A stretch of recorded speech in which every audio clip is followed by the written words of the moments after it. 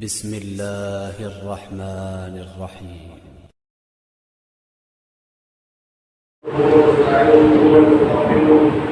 ونعوذ بالله من شرور انفسنا ومن سيئات اعمالنا من يهده الله فلا مضل له ومن يضلل فلا هادي له واشهد ان لا اله الا الله وحده لا شريك له واشهد ان محمدا عبده ورسوله.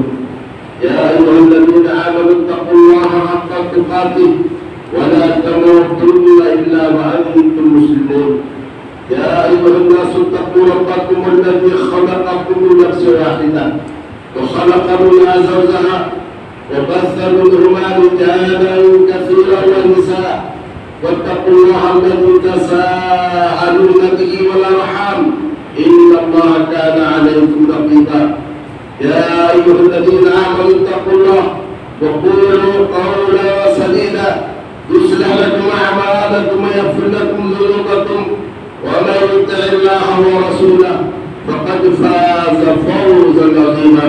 اما بعد فان خير الحديث كتاب الله وخير الهدي هدي محمد صلى الله عليه وسلم وشر الامور محدثاتها وكل محدثه بدعه وكل بدعه ضلاله وكل ضلاله في النار. لوگوں اللہ سے ڈرو، اس کا تقوی اختیار کرو اور ہمیشہ اسے یاد کرتے رہو، کیونکہ اللہ رب العالمین نے فرمایا وَاذْكُرُوا اللَّهَ كَثِيرًا لَعَلَّكُمْ تُفْلِحُونَ، اور اللہ عز و جل کو کثرت کے ساتھ یاد کرو، امید کہ تم کامیاب ہو جاؤ گے۔ حاضرین جمعہ، یقیناً انسان جس سے محبت کرتا ہے اسے یاد بھی کرتا ہے، بلکہ بلا لانا اسے یاد کرتا ہے، بار بار اسے یاد کرتا ہے، اس کا نام لیتے ہوئے اپنے اندر ایک قسم کی لذت محسوس کرتا ہے، اور اگر کوئی اس کے سامنے اس کے محبوب کا نام لیتا ہے اس سے اس کے چہرے کے اندر تر و تازگی لوٹ کر آ جاتی ہے اور وہ حساس و بشاس ہوتا ہے۔ جب برادران اسلام انسانی زندگی کی حقیقت ہے تو پھر ایک مومن کی زندگی میں اللہ عز و جل سے محبت کے بڑھ کر کسی اور کی محبت نہیں ہے۔ اللہ تعالیٰ سے محبت کرتا ہے اور اسی محبت کے نتیجے میں وہ رسول اکرم صلی اللہ علیہ وسلم سے محبت کرتا ہے۔ تو مومنانہ زندگی کی شان میں ہونی چاہیے کہ مومن کا ایک لمحہ بھی اللہ عز و جل کے ذکر سے خالی نہ ہو، اللہ عز و جل کی یاد سے خالی نہ ہو۔ صبح اٹھے تو اللہ کا نام لے، گھر سے نکلے تو اللہ کا نام لے، کھانا کھائے تو اللہ کا نام لے، کھانے سے فارغ ہو تو اللہ کا نام لے، بازار میں داخل ہو تو اللہ کا نام لے، مسجد میں داخل ہو تو اللہ کا نام لے، مسجد سے نکلے تو اللہ کا نام لے، بیت الخلا میں داخل ہو تو اللہ کا نام لے، بیت الخلا سے نکلے تو اللہ کا نام لے، وضو کرے تو اللہ کا نام لے، غسل کرے تو اللہ کا نام لے۔ تو مومن کی زندگی کی شان یہ ہے، یہ مومنانہ زندگی کی شان یہ ہے کہ اس کا ہر لمحہ اللہ کی یاد میں گزرتا ہے۔ جیسا کہ اللہ کے نبی صلی اللہ علیہ وسلم نے فرمایا لا یزال لسانک رطبا بذکر اللہ، تم اپنی زبان کو اللہ کے ذکر میں تر و تازہ رکھو، اللہ کے ذکر میں بھگائے رکھو۔ بلکہ ایک اور حدیث میں ہے نبی اکرم صلی اللہ علیہ وسلم نے فرمایا مثل الذی یذکر ربہ والذی لا یذکر ربہ مثل الحی والمیت، جو اپنے رب کو یاد رکھتا ہے اور جو اپنے رب کو یاد نہیں رکھتا ہے ان دونوں کی مثال زندہ اور مردے کی ہے۔ جو اپنے رب کو یاد کیا وہ زندہ انسان ہے، مومن ہے، ایمان اس کے سینے میں داخل ہے، اور جو اپنے رب کو بھول جاتا ہے، دل و دماغ سے رب کو خارج کر دیا ہے، تو یہ وہ شخص ہے جو مردار ہے زندہ ہوتے ہوئے بھی۔ برادران اسلام، دین اسلام میں ہم دیکھتے ہیں ہر اہم معاملے کے بعد جو تو ہمیشہ اللہ کا ذکر کرنا ہے، ہمیشہ اللہ کو یاد رکھنا ہے، لیکن ہر اہم معاملے کے بعد ہمیں یہ حکم دیا گیا ہے کہ ہم اللہ کا ذکر کریں، اللہ کو یاد کریں۔ جیسے کہ پانچوں نمازیں ہیں، پانچوں نمازوں کے بعد اللہ تعالیٰ نے فرمایا فَإِذَا قَضَيْتُمُ الصَّلَاةَ، جب تم نمازوں کو پورا کر دو فَاذْكُرُوا اللَّهَ قِيَامًا وَقُعُودًا وَعَلَىٰ جُنُوبِكُمْ، اللہ کو یاد کرو کھڑے ہو کر بھی، بیٹھ کر کے بھی، لیٹ کر کے۔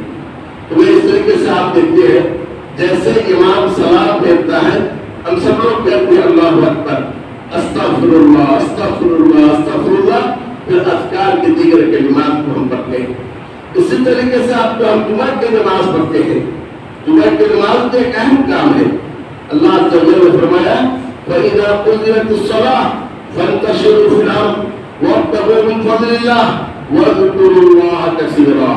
جب جمعہ کی نماز ختم ہو جائے اب زمین میں پھیر کر اللہ کے روزی کو تلاش کرو، اور اللہ کے روزی کو تلاش کرتے ہوئے اللہ عز و جل کا کثرت سے ذکر کرو۔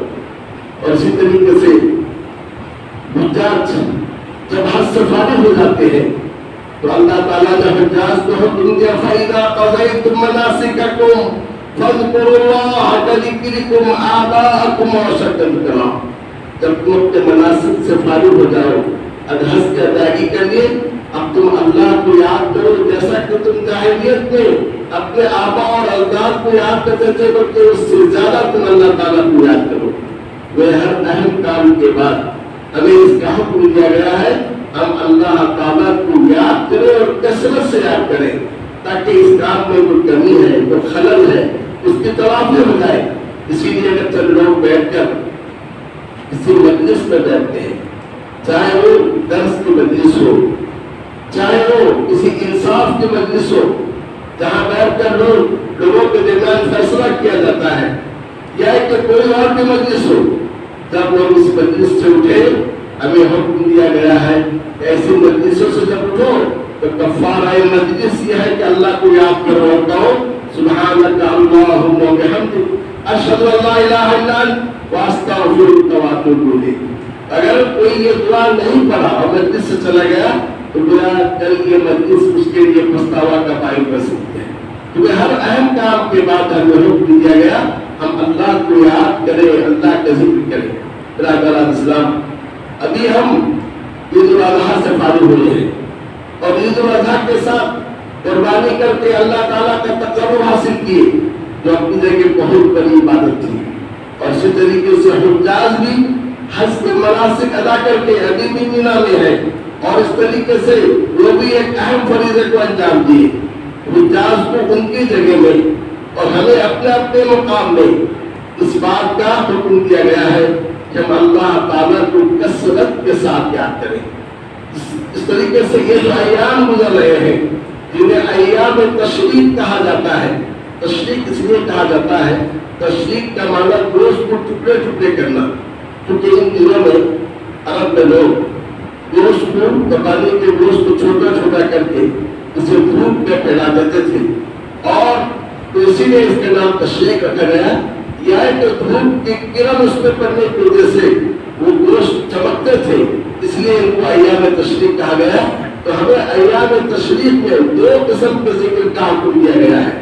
پہلا ذکر یہ ہے جیسے ہی ہم نماز سے فارغ ہو تو اللہ کی بڑائی اور کبریائی بیان کریں بلند آواز سے، اور اسی طریقے سے نمازوں کے علاوہ دیگر ایام میں چلتے ہوئے، اٹھتے ہوئے، بیٹھتے ہوئے، لیٹتے ہوئے، پکاتے ہوئے، کام کرتے ہوئے، سفر کرتے ہوئے ہم اللہ کو یاد کریں اور اللہ عز و جل کا ذکر کریں۔ دنیا کے میدان میں عمر رضی اللہ تعالی عنہ اپنے خیمے میں اس قدر زور سے تکبیر کی آواز بلند کرتے تھے کہ مسجد والے سن کر وہ بھی زور سے تکبیر کی آواز بلند کرتے، لوگ جو بازار میں خرید و فروخت کرتے تھے وہ بھی تکبیر کی آواز بلند کرتے۔ یوں کا میدان اپنی وسعت کے باوجود تکبیر کی آواز سے دور ہوتا تھا۔ اس طریقے سے ام المؤمنین میمونہ رضی اللہ تعالیٰ عنہ کے تعلق سے ہے، وہ بھی ان دنوں میں زور سے تکبیر کی آواز کو بلند کرتے تھے۔ ابن عمر رضی اللہ تعالیٰ عنہ کے تعلق سے ہے تو ان دنوں میں سوتے ہوئے، لیٹتے ہوئے، اٹھتے ہوئے، بیٹھتے ہوئے، چلتے ہوئے، گھر میں رہتے ہوئے، گھر سے باہر نکلتے ہوئے تکبیر کی آواز کو بلند کرتے تھے۔ اللہ اکبر اللہ اکبر لا الہ الا اللہ واللہ اکبر اللہ اکبر وللہ الحمد۔ اور صحیح بخاری میں یہ بھی ہے کہ بعض عورتیں عمر بن عبدالعزیز رحمہ اللہ کے پیچھے اور اس سے عباس بن عفان رحمہ اللہ کے پیچھے تکبیر کی آواز کو بلند کرتی تھی. تو لہٰذا اس سے بات معلوم ہوئی برادران اسلام کہ یہ تو ہمیشہ ہمیں اللہ کی بڑائی اور کبریائی بیان کرنی ہے، لیکن یہ جو مخصوص ایام ہے یعنی 13 ذی الحجہ کے سورج ڈوبنے سے پہلے ان دنوں میں ہمیں کثرت کے ساتھ اللہ عز و جل کی تکبیر اور اس کی بڑائی کو بیان کرنے کا حکم دیا گیا ہے. ہمیں چاہیے اپنے گھروں میں سنت کو جاری رکھیں، ہمیں چاہیے اپنے دکانوں میں سنت کو جاری رکھیں، ہمیں چاہیے راستے میں چلتے ہوئے سنت کو جاری رکھیں. برادران اسلام، اللہ کی یاد ایک محفوظ قلعہ ہے. جو اس قلعے میں داخل ہو جاتا ہے وہ دشمن کے ہر شر سے اپنے آپ کو محفوظ کر لیتا ہے. تو لہٰذا آج اباؤں کی شکل میں دشمنوں نے گھیرا ہوا ہے اور اس طریقے سے ہمارے بہت سارے جانے اور انجانے دشمن ہیں جو ہمیں نقصان پہنچانے کو چنے ہوئے ہیں. ہمیں چاہیے ان اذکار کے ذریعے سے اپنے آپ کو قلعہ بند کر لیں. پیارے نبی صلی اللہ علیہ وسلم نے فرمایا الا انبئکم بخیر اعمالکم وازکاها عند ملککم وارفعها فی درجاتکم وخیر لکم من انفاق الذهب والفضة وخیر لکم من ان تلقوا عدوکم فیقتلوکم وتقتلونهم. نبی اکرم صلی اللہ علیہ وسلم فرمایا کیا میں تمہیں ایسے عمل کے بارے میں بتاؤں جو تمہارے سارے کے سارے اعمال میں سب سے اچھا عمل ہے، جو تمہارے سارے کے سارے اعمال میں تمہارے بادشاہ کے پاس محبوب اور پسندیدہ ہے، جو تمہارے سارے کے سارے اعمال میں تمہارے درجات کو بلند کرنے والا عمل ہے، جو اس بات سے بہتر ہے کہ تم سونا اور چاندی کو خرچ کرو، جو اس چیز سے بہتر ہے تم اپنے دشمن سے ملو ان کفار سے، وہ تمہارے گردن کو اڑائے اور تم ان کے گردن کو اڑاؤ. صحابہ کرام نے کہا بلا یا رسول اللہ، کیوں نہیں ہے اللہ کے رسول صلی اللہ علیہ وسلم؟ نبی اکرم صلی اللہ علیہ وسلم نے فرمایا ذکر اللہ عز و جل، اللہ عز و جل کا ذکر. تو گویا جو نماز، جو روزہ، جو صدقہ، جو حج، جو خرچ، اس سارے کے سارے اعمال میں سب سے افضل عمل اللہ عز و جل کا ذکر ہے. برادران اسلام، جب آپ کبھی پریشان ہو اور اس طریقے سے آپ کو کسی کروٹ چین نصیب نہ ہو، اللہ کو یاد کر دو تو دیکھیے آپ کو سکون مل جائے گا. الا بذکر اللہ تطمئن القلوب، سن لو اللہ کے ذکر سے ہی دلوں کو اطمینان حاصل ہوتا ہے. جب آپ کسی پر ظلم کرنا چاہے، کسی پر زبردستی کرنا چاہے، کسی پر اپنا زور چلانا چاہے، اللہ کو یاد کرو. اللہ کی یاد آپ کو ہر ظلم سے، ہر زبردستی سے آپ کو باہر دے گی. کیونکہ اگر آپ قوی ہیں تو آپ سے اقوی اور چیز بھی ہے اور وہ ہے اللہ عز و جل. اسی لیے ایک صحابی کے بارے میں آتا ہے جب وہ اپنے قرآن کو مارتے جا رہے تھے غصے میں قابو نہیں پا رہے تھے. نبی اکرم صلی اللہ علیہ وسلم پیچھے سے کہہ رہے تھے کہ تم اپنے غلام پر جس قدر قادر ہو اس سے اللہ عز و جل کہیں تم پر قادر ہے.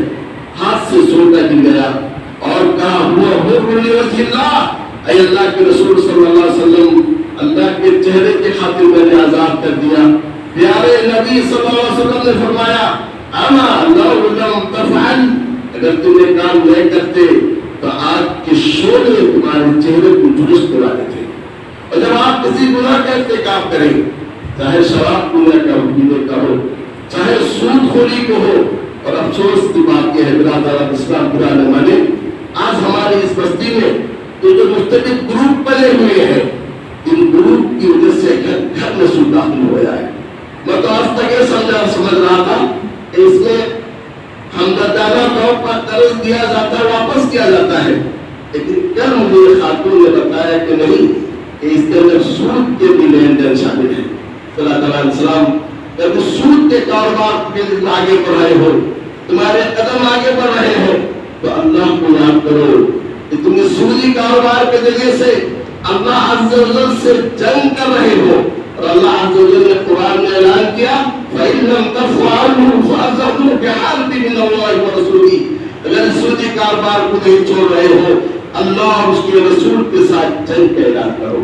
مجھے اس طریقے سے یہاں اللہ کو یاد کرو، اس کی کبریائی کو، اس کی بڑائی کو، اس کی عظمت کو یاد کرو، جس نے 9 ماہ تک تمہاری ماں کے پیٹ میں تمہاری پرورش کی اور ماں کے فاسد خون کو تمہارے لیے غذا بنایا، تو دنیا میں آنے کے بعد تمہارے مسائل کو حل نہیں کر سکتا۔ اور اس طریقے سے برادران اسلام، شراب نوشی یا کہ کسی اور چیز کی ضرورت مائل ہو، اللہ کو یاد کرو۔ تو اللہ کی یاد ایک ایسی چیز ہے جو انسان کو ہر قسم کی برائی سے، منکرات سے، فواحش سے روک دیتی ہے۔ اور جب کوئی آپ پر ظلم کر رہا ہے، چاہے وہ عورت ہو جس پر اس کا شوہر ظلم کر رہا ہے، چاہے وہ بہو ہو جس پر اس کی ساس ظلم کر رہی ہے، چاہے معاشرے کا وہ ایک کمزور فرد ہو جس پر معاشرے کے طاقتور لوگ ظلم کر رہے ہیں، اس کو بھی چاہیے کہ وہ اللہ کو یاد کرے۔ اگر وہ اللہ کو یاد کر لے گا تو ان ظالموں کے ظلم سے اسے کوئی تکلیف نہیں ہوگی اور وہ خودکشی جیسے حرام کام پر آمدہ نہیں ہوگا۔ آج خودکشی جیسا حرام کام عام ہو گیا ہے، لوگ برداشت نہ کر کے اپنے آپ کو خودکشی پر آمدہ کرتے ہیں، جبکہ اللہ کو یاد کرے تو اس قسم کی چیزوں کا انسان ارتکاب نہیں کرے گا۔ الغرض برادران اسلام، مومن کی شان یہ ہے، مومنانہ زندگی کی شان یہ ہے، ہر ہمیشہ وہ اللہ کو یاد کرتا ہے۔ سبحان اللہ، الحمدللہ، لا الہ الا اللہ، اللہ اکبر۔ یہ وہ ذکر ہے جو ہر برائی سے اسے دور لے جاتی ہے، ہر خوبی سے اسے قریب کر دیتی ہے، سکون اور اطمینان کی زندگی اسے توفیق عطا کرتی ہے۔ اللہ رب العالمین سے میری دعا ہے کہ اللہ آپ کو مجھے اور آپ کو اس کی توفیق عطا فرمائے۔ بارک اللہ لي ولكم في القرآن المجيد ونفعني وإياكم بالآيات والذكر الحكيم إنه تعالى جواد كريم ملك بر رؤوف رحيم۔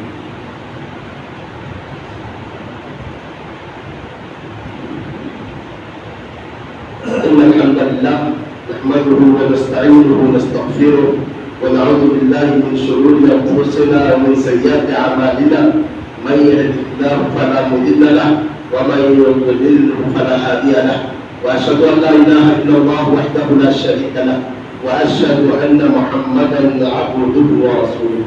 برادران اسلام، اپنے رب سے محبت کرو اور سدا اسے یاد کرو۔ اس نے تمہارے بدن کے لیے بھی روزی کا انتظام کیا ہے، اس نے تمہارے روح کے لیے بھی روزی کا انتظام کیا ہے۔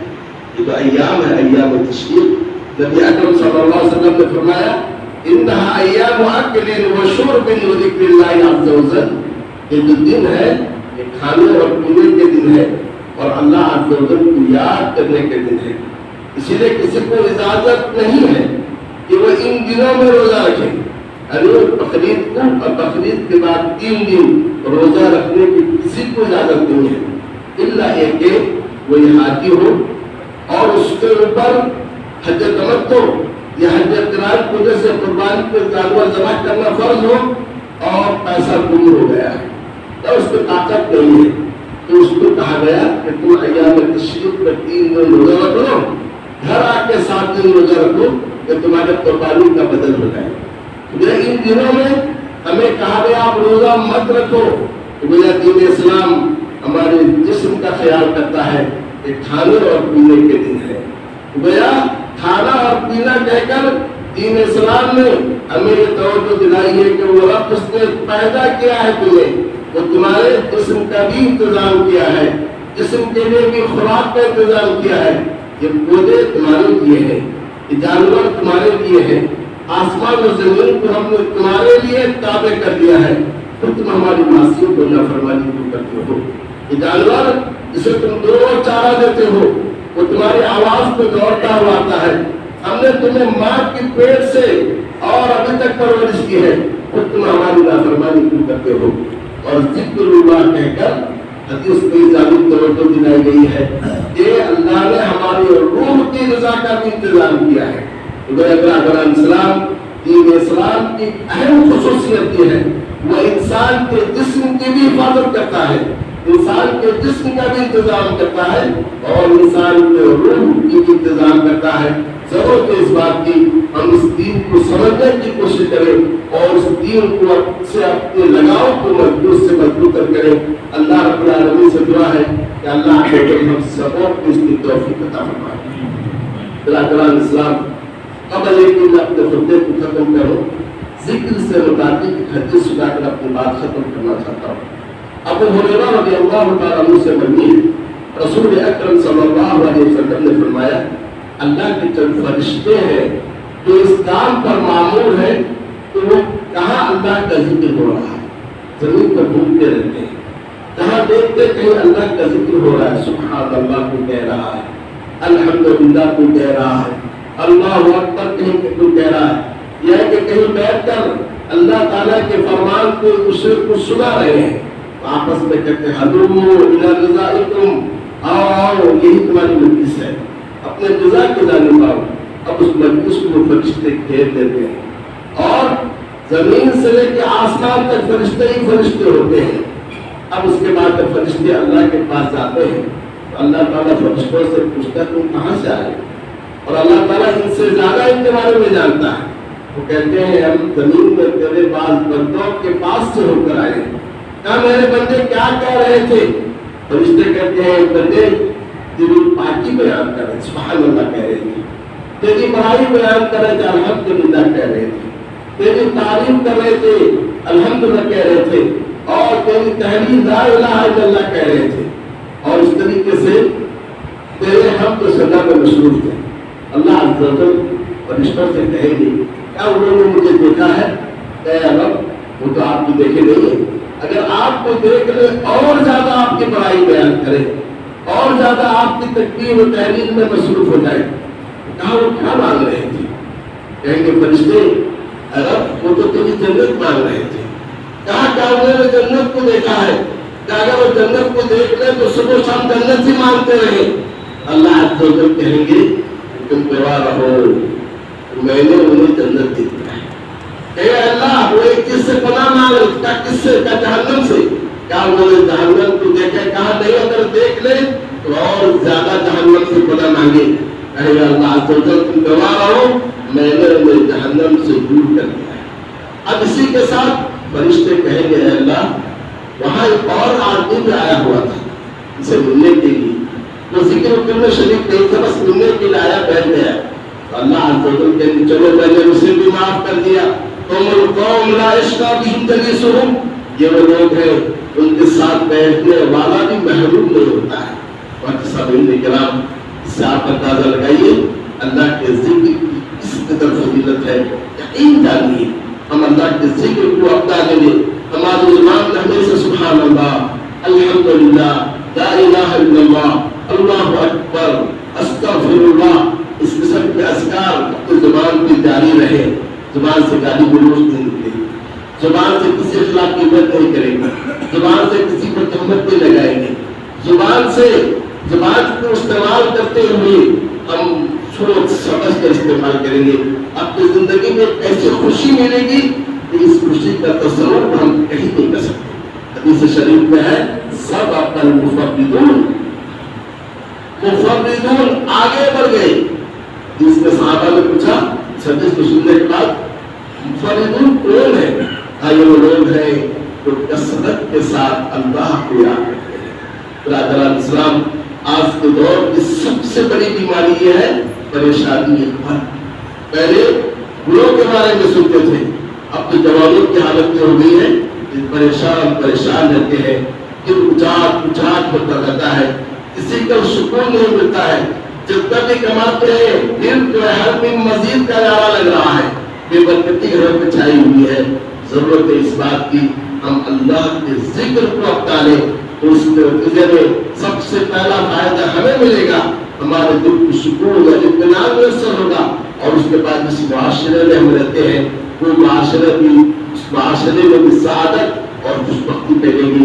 اللہ رب العالمین سے میری دعا ہے اللہ تعالیٰ مجھے اور آپ کو کہنے اور سننے سے زیادہ عمل کرنے کی توفیق عطا فرمائے. اور اللہ کے نبی صلی اللہ علیہ وسلم پر صلاۃ و سلام دیجیے. اللہ عز و جل نے اس کا حکم دیتے ہوئے فرمایا إن الله وملائكته يصلون على النبي يا أيها الذين آمنوا صلوا عليه وسلموا تسليما اللهم صل على محمد وعلى آل محمد كما صليت على إبراهيم وعلى آل إبراهيم إنك حميد مجيد اللهم بارك على محمد وعلى آل محمد كما باركت على إبراهيم وعلى آل إبراهيم إنك حميد مجيد وارض عن الخلفاء الأربعة أبي بكر وعمر وعثمان وعلي وعن جميع الصحابة والتابعين ومن معهم وعنا معهم بكرمك وجودك يا أكرم الأكرمين ويا أجود الأجودين اللهم إنا نسألك الهدى والتقى والعفاف والغنى ربنا آتنا في الدنيا حسنة وفي الآخرة حسنة وقنا عذاب النار اللهم أعز الإسلام والمسلمين اللهم أعز الإسلام والمسلمين اللهم أعز الإسلام والمسلمين وأذل الشرك والمشركين ودمر أعداء الدين اللهم من أرادنا وأراد الإسلام والمسلمين بسوء وأشغله في نفسه واجعل تدبيره تدميره يا قوي يا عزيز عباد الله رحمكم الله إن الله يأمر بالعدل والإحسان وإيتاء ذي القربى وينهى عن الفحشاء والمنكر والبغي يعظكم لعلكم تذكرون اذكروا الله يذكركم وادعوه يستجب لكم ولذكر الله تعالى أعلى وأولى وأعظم وأجل وأعظم وأكبر